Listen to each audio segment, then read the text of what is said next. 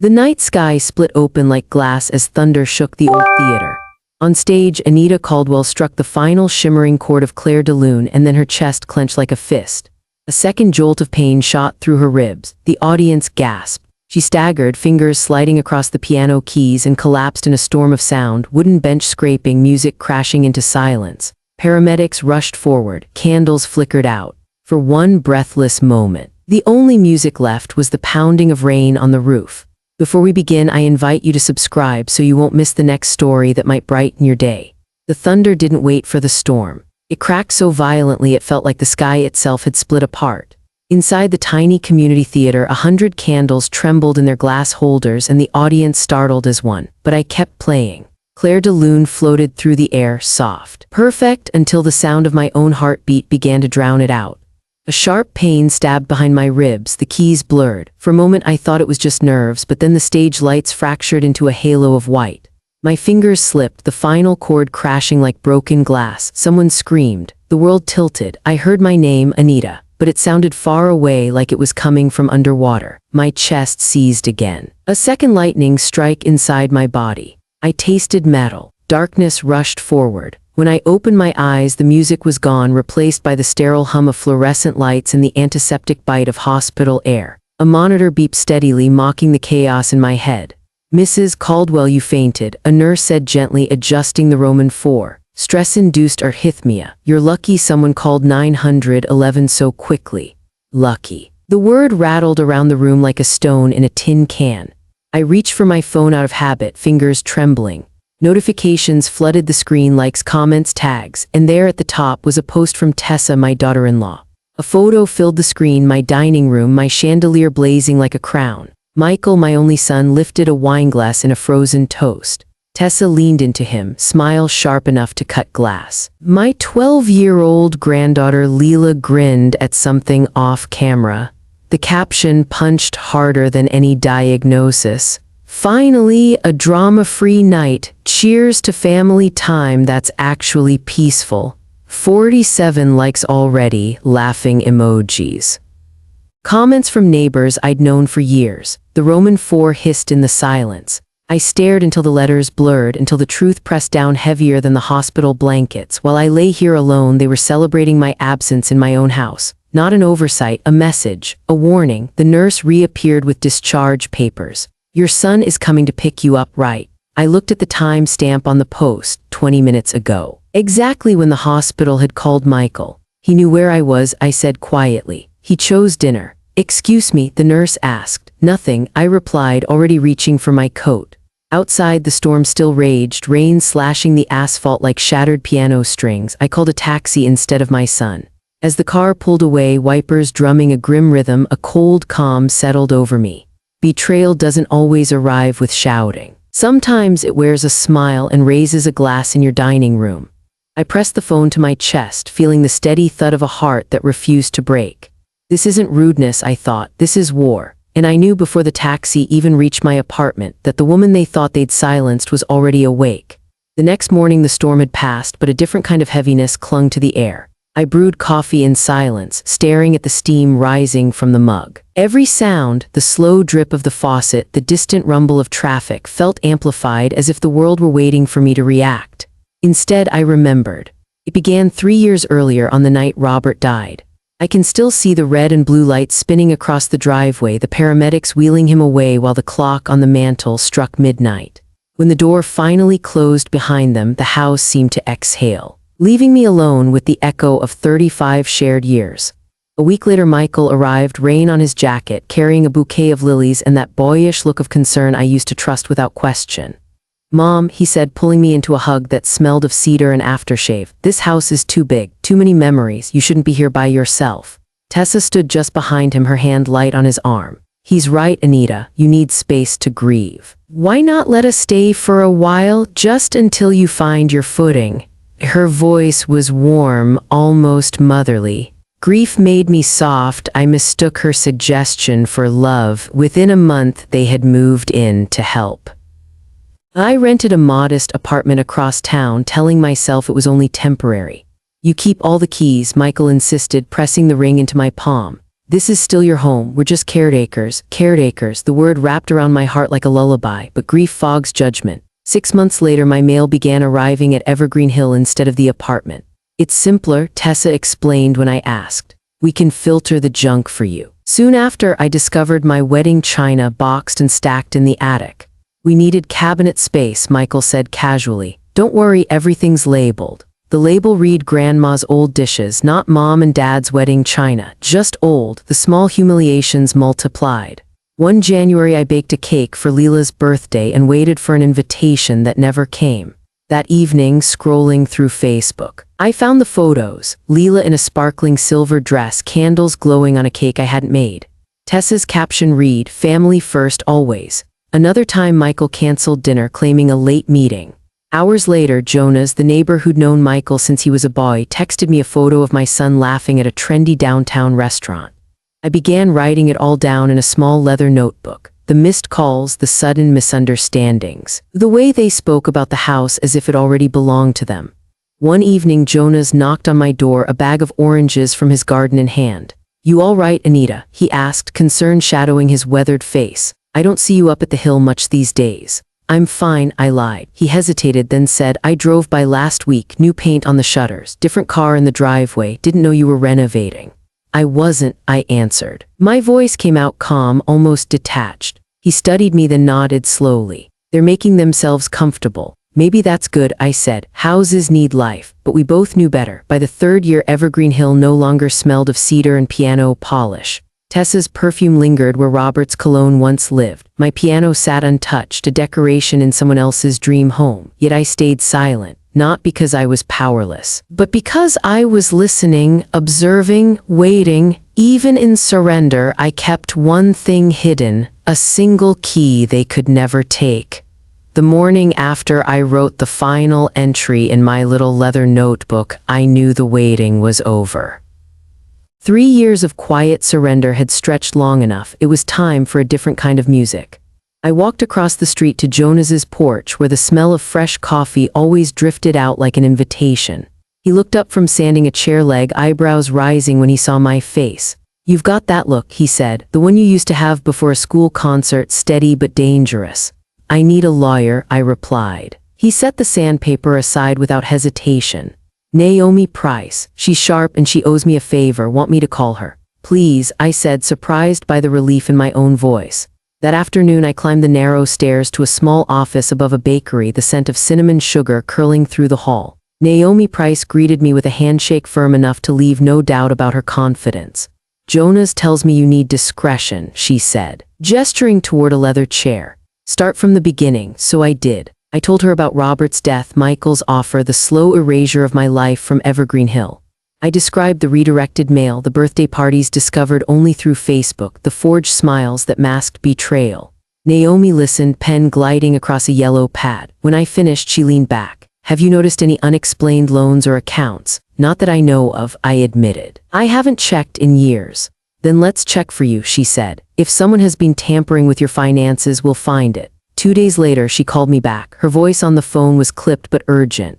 "Anita, we found several home equity loans tied to your property. The signatures are forgery, and that's not all. There's a prepared petition for a mental health evaluation. If they file it, they could argue you're unfit to manage your affairs." I gripped the receiver tighter. They were going to have me declared incompetent. "It appears so," she said, "but we move carefully, gather evidence, stay quiet." That evening, Jonas stopped by with a bag of fresh peaches. "Naomi filled me in," he said. "What's next?" "I catalog," I answered. "Every detail, every lie, timing is everything." He gave a low whistle. "Remind me never to underestimate a music teacher."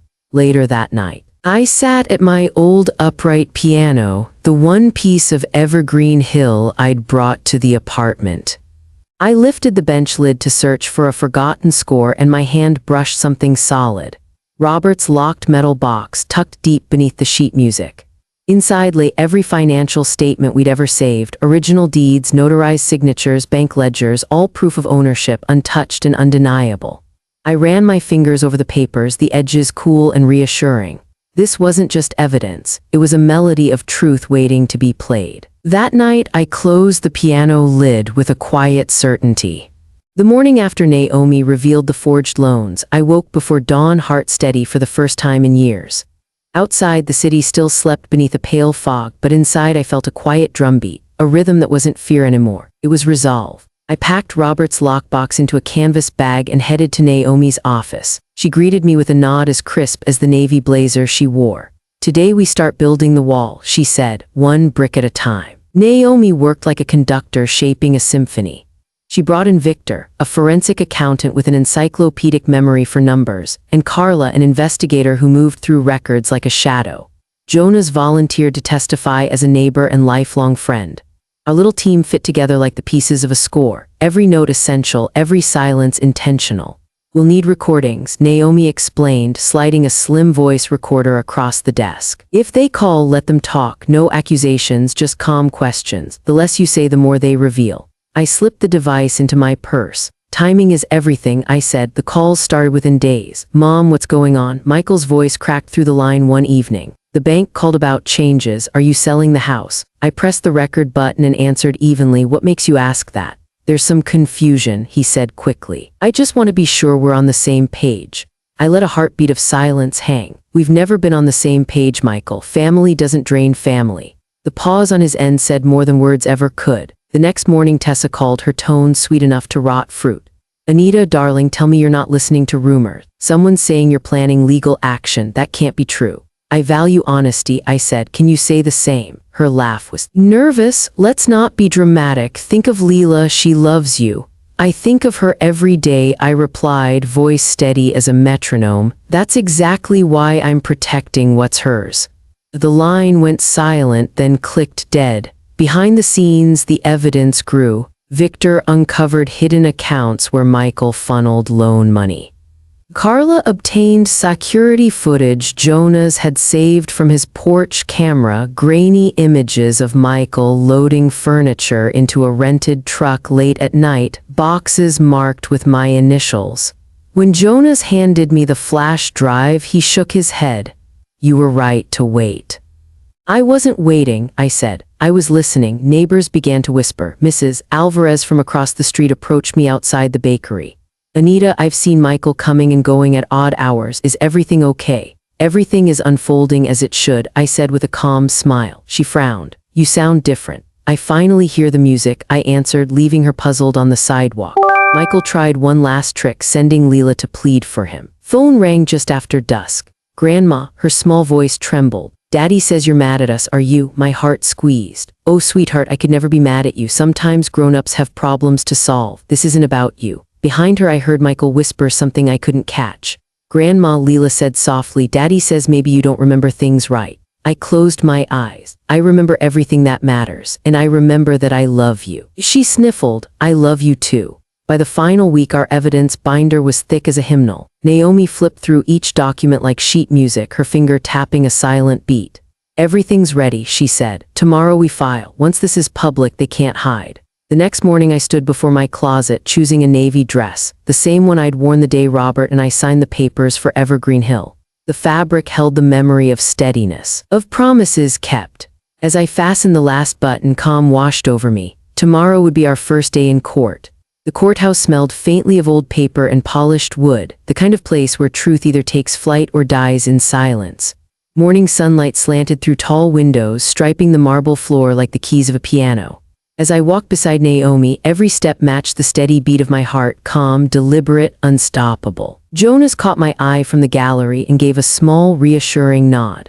Behind him neighbors whispered, their faces a mix of curiosity and disbelief. They'd heard rumors for weeks. Today they would see the score played out.